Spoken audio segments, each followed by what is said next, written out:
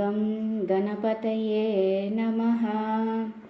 शिवशक्त्या युक्तो यदि भवति शक्तः प्रभवितुं न चेदेवं देवो न खलु कुशलस्पन्दितुमपि।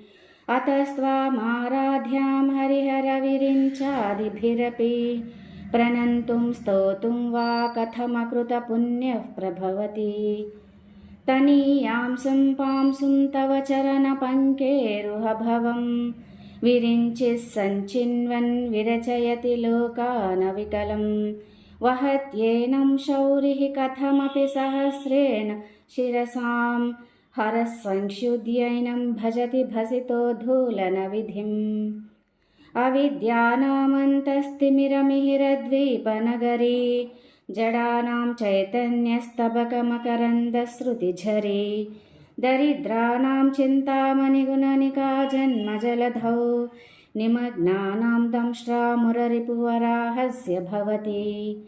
त्वदन्यः पाणिभ्यामभयवरदो दैवतगणः त्वमेका नैवासि प्रकटितवराभेत्यभिनया।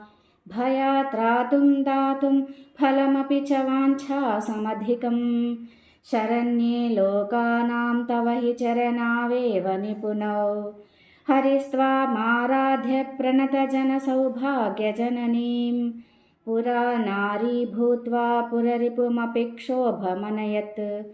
स्मरोऽपि त्वां नत्वा रतिनयनलेह्येन वपुषा मुनीनामप्यन्तः प्रभवति हि मोहाय महताम्।